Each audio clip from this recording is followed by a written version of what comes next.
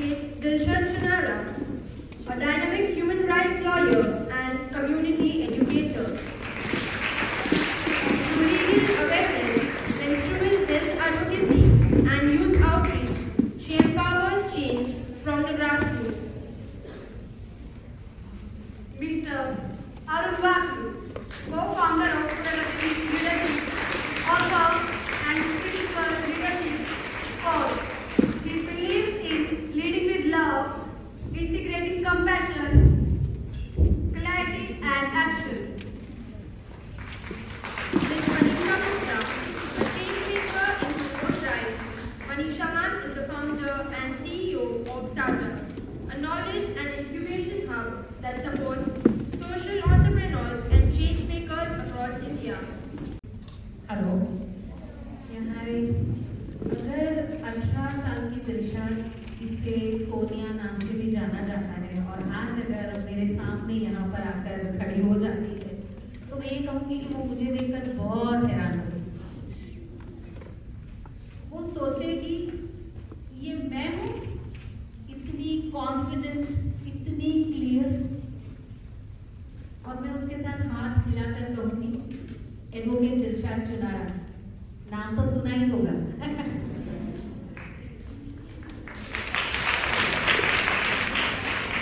उसे शायद मुझ पर यकीन ना आए, तो मैं उससे कहूंगी, यस दिलशाद, ये तुम ही हो, मैं ही तुम्हारा अपग्रेडेड वर्जन हूँ, दिलशाद 2.0। सो प्लीज रिलैक्स, चौंको मत। देखो, अब मुझे अपग्रेड तो होना ही था, तो क्या हुआ जो पापा को कम उम्र में खोना पड़ा? तो क्या हुआ अगर बचपन में ही बड़ा हो जाना पड़ा? तो क्या हुआ पढ़ाई और परवरिश के लिए कमाना पड़ा? तो क्या हुआ जो पढ़ना था पर किताबें नहीं थी, स्कूल जाना था पर फीस नहीं थी? तो क्या हुआ जब लोग कहते थे कि इतना पढ़ लिख कर क्या करोगी?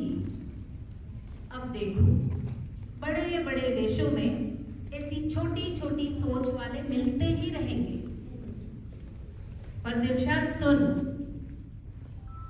तू रुक मत जाना, पढ़ाई कभी मत रोकना, क्योंकि एजुकेशन में वो पावर है जो तुझे पहचान दिलाएगी।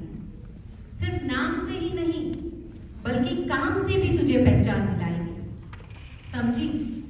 और सुन मेरी जान, आज भले ही तुझे कितनी भी मुश्किलों का सामना करना पड़ा हो, चाहे तू गरीबी या मजबूरी से घिरी खड़ी हो, तू यकीन रख, मैं ही तेरा फ्यूचर वर्जन हूँ, एडवोकेट दिलशाद रफीक चुनारा।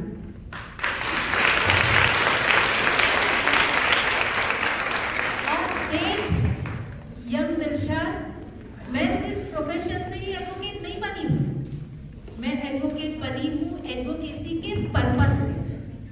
और ये एडवोकेसी सिर्फ कोर्ट में क्लाइंट के लिए ही नहीं होती है, ना ही सिर्फ न्याय के लिए, बल्कि नैतिकता के लिए भी होती है, क्योंकि दिलशाद वर्जन 2.0 के लिए एडवोकेसी सिर्फ एक प्रोफेशन नहीं है, बल्कि एक पर्पस है। पर्पस है ह्यूमन ड्यूटीज को, ह्यूमन डिग्निटी को मेंटेन करना, क्योंकि ह्यूमन राइट से पहले ह्यूमन ड्यूटीज आती है। पर्पस है सच के लिए आवाज उठाना, क्योंकि गलत के सामने अगर खामोश खड़े रहेंगे तो लोग कमजोर समझेंगे। और सबसे बड़ा पर्पस है, जिस सोसाइटी में, जिस समाज में हम रहते हैं, हम उन्हें लौटाए, हम उन्हें वापस दें।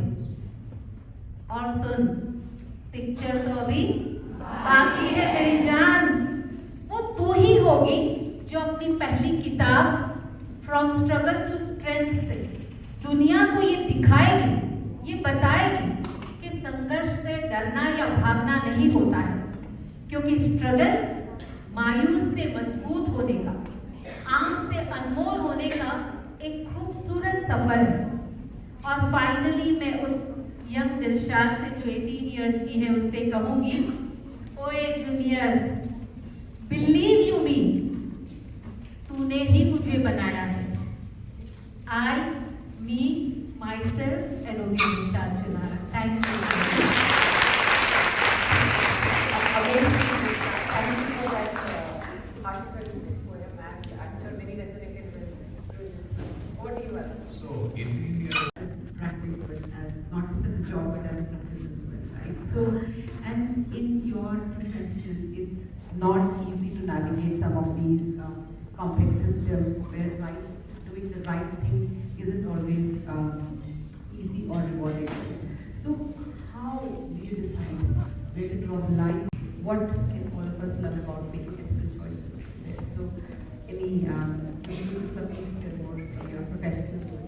Thank you, Darshana. It's very thoughtful question with bunch of different kind of question. कहाँ पर लाइन ड्रॉ करना है? The way Arun ji said, it's your choice, right? कहाँ पर कौन सा voice use करना है? Even the way Manisha said कि ये हमारी style हो सकती है, unique style हो सकती है. We can rewrite or recreate it. तो मैं कहाँ पर लाइन ड्रॉ करती हूँ? तो जहाँ पर अगर कॉम्प्रोमाइज करना हो तो कभी कॉम्प्रोमाइज कर भी लेते हैं, पर जहाँ पर मेरे उसूल है, अगर कोई ह्यूमन राइट्स को जो मैं प्रैक्टिस करती हूँ, जो मैं कहते हैं ना कि प्रैक्टिस बिफोर यू प्रीच. किसी को हम बोले कि ये मेरा राइट है, तो पहले मेरी ड्यूटी भी आती है, तो मुझे ड्यूटी करना पड़ेगा. अगर किसी के राइट को वो कर्टेल करता है, तो मैं वहाँ पर एक बाउंड्री बना देती हूँ कि इसके आगे हम नहीं जा सकते. मेरे उसूलों के ऊपर अगर वो बात आ जाती है, मैं अगर एक एग्जाम्पल दे के आपको समझाऊं, और क्योंकि लीगल एडवोकेट में इसी तरह की एग्जाम्पल होगी. रिसेंटली मेरे पास अभी एक क्लाइंट आया और जिनका डोमेस्टिक वायलेंस का केस था. सारे पेपर रेडी है, फाइलिंग भी होने वाली है, एंड हम एडवोकेट के पास एक छोटी सी स्किल होती है कि हम क्लाइंट के बारे में ज़्यादा जान लेते हैं, ये आता है. तो मुझे कहीं ना कहीं एक लगा था कि एक ऐसा एविडेंस है जो मेरे केस के रिलेटेड नहीं है. मैंने मेरी क्लाइंट को बहुत बार कहा कि सही है, क्योंकि डोमेस्टिक वायलेंस यानी आप पर वायलेंस हुआ है और आपको कुछ लगा है और आपने वो फोटो दिया.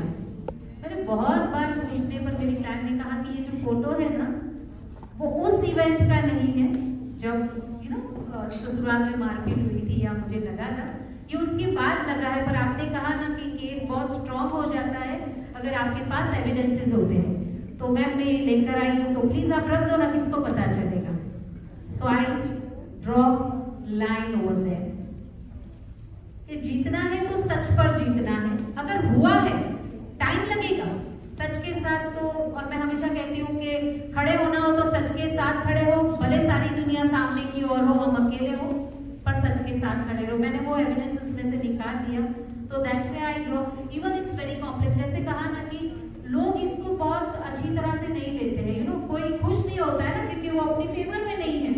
मैम आप ये ले लो ना, केस स्ट्रॉन्ग हो जाएगा. केस स्ट्रॉन्ग होने के लिए आपको एडवोकेट चुनारा चाहिए होगा, वो एविडेंस नहीं चाहिए होगा. तो आई ड्रॉ लाइन. तो मैं वहां पर लाइन ड्रॉ करती हूँ, क्योंकि जब मैं मेरे क्लाइंट की ह्यूमन राइट्स के बारे में बात करती हूँ कि तेरा राइट है, अगर तुझ पर ये अत्याचार हुआ है, तेरा वॉइस रेज करने का और जस्टिस मांगने का, पर उसके साथ किसी और के साथ अन्याय करने का मुझे कोई राइट नहीं है. तो जब बात जस्टिस की आती है, जब बात उसूलों की आती है, जब बात ह्यूमन राइट्स की आती है, आई ड्रॉ लाइन. और ऑफकोर्स बहुत आसान नहीं होता है, बहुत आसान नहीं होते. लोग चले भी जाते हैं और लोग सराहना भी नहीं करते हैं. तो इस तरह से चीजें होती हैं. दूसरा जो क्वेश्चन था आपका कि कंपैशनेट होना एंड इंटेग्रिटी के साथ आप किस तरह से अपने आप को बाहर ला सकते हो. मैं आपको और एक स्टोरी के जरिए मैं मानती हूँ कि सोसाइटी को वापस देना है, क्योंकि हम एक सांस लेते भी हैं तो एक सांस छोड़ते हैं, क्योंकि लेने के बाद देना तो कंपलसरी है. तो मैंने एक अपना नियम बनाया कि हर संडे, क्योंकि मैंने बहुत कोशिश की थी अपनी कॉलेज के दौरान कि मैं एक लीगल एड सेंटर एस्टैब्लिश कर सकूं, पर समहाउ हुआ नहीं. पर मैं हमेशा कहती हूँ कि मैं एनजीओ नहीं हूँ, पर मैं एक ऐसी इंडिविजुअल इंस्टीट्यूशन हूँ कि अकेली भी खड़ी रहूंगी तो कारवा के साथ जुड़ जाऊंगी. तो मैंने संडे को 12 से 4 मैंने free of cost legal advice रखी है. किसी भी फील्ड से आते हैं, पर मैं उनसे हम्बल रिक्वेस्ट करती हूँ कि मैं फैमिली लॉ में प्रैक्टिस करती हूँ, डोमेस्टिक वायलेंस में प्रैक्टिस करती हूँ, पॉक्सो के बारे में मैं ज़्यादा थोड़ा सा जानती हूँ, तो हम इसके बारे में बात कर सकते हैं. मुझे एक लेडी स्टोरी कहना शुरू किया कि आज से 25 साल पहले मैं एक बार डांसर थी। मेरे लिए काफी नया था। मैंने सुना है कि बार डांसर होते हैं।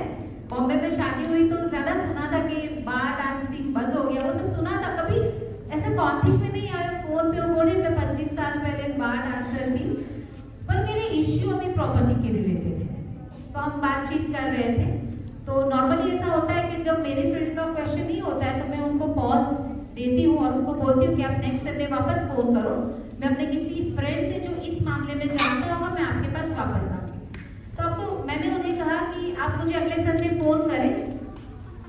तो उस लेडी ने पता है मुझे क्या कहा कि जब भी मैं मदद के लिए बात करती हूँ तो लोग इसी तरह से कहते हैं और फिर वो मुझे एक अलग नजर से देखने लगते हैं।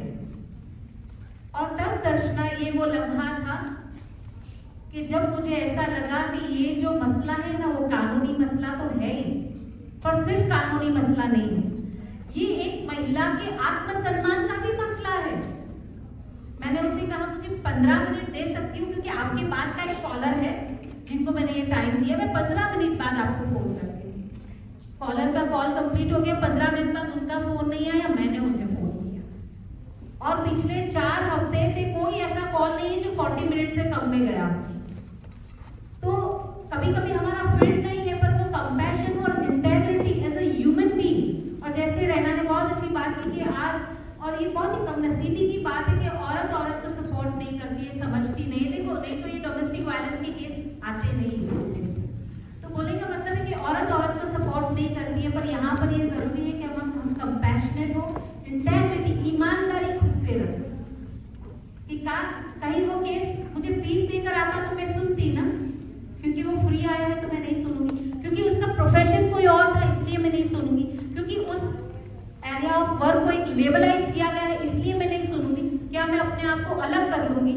नहीं। तो वहां पर वो कंपैशनेट और इंटेग्रिटी को हमको डेमोन्स्ट्रेट करना होता है। और डेमोन्स्ट्रेट चीजें तब होती है जब वो तुम्हारे सिस्टम में इम्बाइब हो चुकी होती है।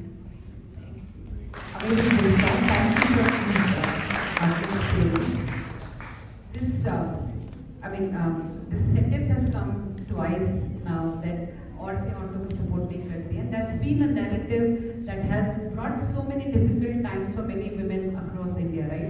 But for all the women in this room, हमारी जिम्मेदारी है ये. This is our responsibility to break the cycle of this narrative, break the cycle of this abuse and violence that is going on for centuries, right? So यहाँ जितनी औरतें हैं सब एक दूसरे का साथ देंगी और हम देती रही हैं और देती रहेंगी, right?